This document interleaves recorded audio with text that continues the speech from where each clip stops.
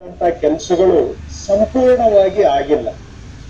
ಅರ್ಧದಷ್ಟು ಮಾಡಿ ಅದನ್ನ ಅರ್ಧಕ್ಕೆ ಬಿಟ್ಟಿದ್ರಿಂದ ಸಮಸ್ಯೆಗಳು ಕಾಲ ಕಳೆದಾಗೆ ಜಟಿಲವಾಗಿ ಒಂದಕ್ಕೆ ಎರಡರಷ್ಟು ಬೆಳೆದು ಇವತ್ತು ಜನಗಳನ್ನ ಕಾಡುವಂತ ಮಟ್ಟಕ್ಕೆ ಬಂದಿದೆ.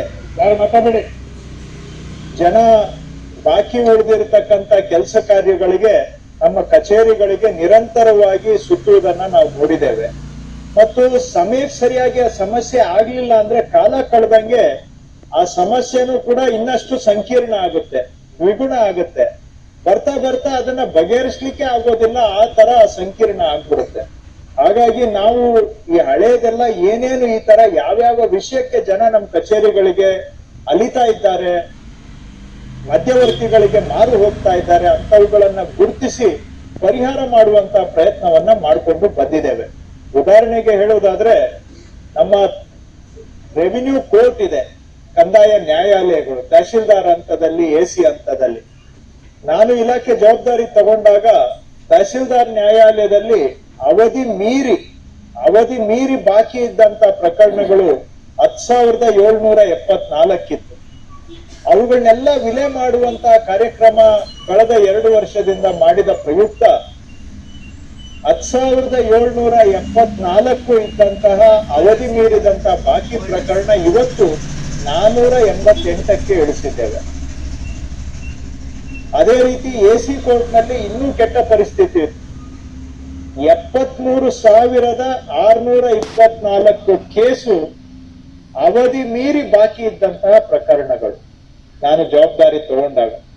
ಈಗ ಆ ತರಹ 11,600 ಪ್ರಕರಣ ಬಾಕಿ ಉಳಿದಿದೆ.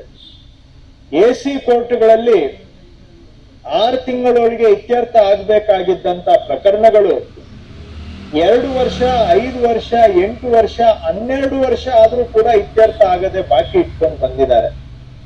5-10 ವರ್ಷದಿಂದ 5 ವರ್ಷಕ್ಕಿಂತ ಮೀರಿದಂತ ಪ್ರಕರಣಗಳೇ 32,757 32,757 ಎಸಿ ನ್ಯಾಯಾಲಯದಲ್ಲಿ ಇದ್ದಂತಹ 5 ವರ್ಷ ಮೀರಿದಂತ ಪ್ರಕರಣ. ಇವತ್ತು ಅವುಗಳನ್ನು ಕೂಡ ವಿಲೆ ಮಾಡಿ ಒಂದು 3,300 ಬಾಕಿ ಇದೆ. ಉದಾಹರಣೆಗೆ ಹೇಳೋದಾದ್ರೆ, ಈ ರೀತಿಯಾಗಿ ಹಳೇದನ್ನ ಎಲ್ಲವನ್ನೂ ಕೂಡ ಯಾವುದು ಬಾಕಿ ಇರಿಸ್ಕೊಂಡಿದ್ರು ಅವೆಲ್ಲವನ್ನ ಆನ್ಲೈನ್ ಸಿಸ್ಟಮ್ಗೆ ತಗೊಂಡು ಬಂದು ಆನ್ಲೈನ್ ಮುಖಾಂತರವಾಗಿ ಡೇ ಟು ಡೇ ಮಾನಿಟರ್ ಮಾಡೋದರ ಮುಖಾಂತರ ಇವತ್ತು ಅವುಗಳ ವಿಲೆ ಕೆಲಸವನ್ನ ಮಾಡ್ತಾ ಇದ್ದೇವೆ. ಹಾಗೆ ಇನ್ನೊಂದು, ರಾಜ್ಯದಲ್ಲಿ ಸುಮಾರು 49 ಲಕ್ಷ ಜಮೀನುಗಳು ಮೃತರಾಗಿರುವವರಂತರ ಹೆಸರಿನಲ್ಲೇ ಮುಂದುವರೆದಿದ್ದಾವೆ. ಮೊದಲಿಗೆ ಈ ತರ ಜಮೀನುಗಳು ಎಷ್ಟಿದಾವೆ ಅಂತ ಯಾರತ್ರ ಲೆಕ್ಕ ಇರಲಿಲ್ಲ, ಯಾರು ಕೇಳಲಿಲ್ಲ, ಯಾರು ನಿಖರವಾಗಿ ಲೆಕ್ಕ ಹಾಕ್ಲಿಲ್ಲ. ಇವತ್ತು ನನಗೆ ವಿಲೇಜ್ ವೈಸ್ ಯಾವ ಜಮೀನು ಮೃತರ ಹೆಸರಿನಲ್ಲಿದೆ ಅಂತ ಲೆಕ್ಕ ಹಾಕಿಸಿ ಗುರುತಿಸಿ ಅವುಗಳೆಲ್ಲವನ್ನು ಕೂಡ ವಾರಸುದಾರರಿಗೆ ಖಾತೆ ಪಾಣಿಯನ್ನ ಮಾಡಿಕೊಡುವಂತ ಅಭಿಯಾನವನ್ನ, ಈ ಪೌತಿ ಅಭಿಯಾನವನ್ನ ಮಾಡ್ತಾ ಇದ್ದೇವೆ. 49 ಲಕ್ಷ ಜಮೀನುಗಳು ಈ ರೀತಿ ಮೃತರ ಹೆಸರಿನಲ್ಲಿ ಏನಿದ್ರು, ಇಲ್ಲಿವರೆಗೂ ಸುಮಾರು 12 ಲಕ್ಷ ಜಮೀನುಗಳನ್ನ ವಾರಸುದಾರರ ಹೆಸರಿಗೆ ನಾವೇ ಜನಗಳ ಮನೆ ಬಾಗಿಲಿಗೆ ಹೋಗಿ ಅವರನ್ನ ಒತ್ತಾಯ ಮಾಡಿ, ಬಲವಂತ ಮಾಡಿ ಅವರ ವಾರಸುದಾರರ ಹೆಸರಿಗೆ ಖಾತೆ ಮಾಡಿಕೊಡ್ತಾ ಇದ್ದೇವೆ. ಈ ಕೆಲಸ ಸುಮಾರು ವಿಲೇಜ್ ಅಕೌಂಟೆಂಟ್ಸ್, ಗ್ರಾಮ ಸೇವಕರು ಕಷ್ಟಪಟ್ಟು ಮಾಡಿದ್ದಾರೆ.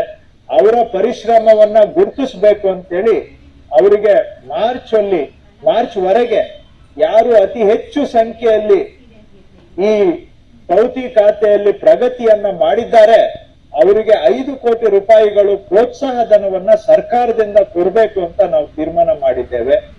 ಇವೆಲ್ಲ ಹಿಂದೆ ಒಂದೊಂದು ಪೌತಿ ಖಾತೆ ಆಗ್ಬೇಕಾದ್ರೆ ರೈತರು ಅರ್ಜಿ ಕೊಟ್ಟು ನಮ್ಮ ಕಚೇರಿಗಳಿಗೆ ಅಲೆದು ಮಧ್ಯವರ್ತಿಗಳ ಮುಖಾಂತರ ಕೊನೆಗೆ ಮಾಡಿಸ್ಕೊಳ್ಬೇಕಾದಂತ ಪರಿಸ್ಥಿತಿ ಇತ್ತು. ಇವತ್ತು ನಮ್ಮ ಅಧಿಕಾರಿಗಳು ರೈತರ ಮನೆ ಬಾಗಿಲಿಗೆ ಹೋಗಿ ಪೌತಿ ಖಾತೆಗಳನ್ನ ಮಾಡಿಕೊಡ್ತಾ ಇದ್ದೇವೆ. ಅದೇ ರೀತಿ ಲಕ್ಷಾಂತರ ಪ್ರಕರಣ ಸರ್ಕಾರದಿಂದ ಹಿಂದೆ ಜಮೀನ್ ಮಂಜೂರಾಗಿದೆ, ಆದ್ರೆ ಅವರಿಗೆ ಪೋಡಿ ಆಗಿಲ್ಲ, ದುರಸ್ತ ಆಗಿಲ್ಲ, ಅವರಿಗೆ ಸ್ಕೆಚ್ ಆಗಿಲ್ಲ, ಸಂಪೂರ್ಣ ದಾಖಲೆ ಅವರ ಹೆಸರಿಗೆ ಬಂದಿರಲಿಲ್ಲ. ಲಕ್ಷಾಂತರ ಕೇಸ್ ಇದೆ. 2013ರಿಂದ 18ರಲ್ಲಿ ಅಂತದ್ದು 5,842 ಪ್ರಕರಣ ಮಾತ್ರ ಅರ್ಜಿ ಕೊಟ್ಟವರದ್ದು ಕೋಡಿ ಆಗಿತ್ತು.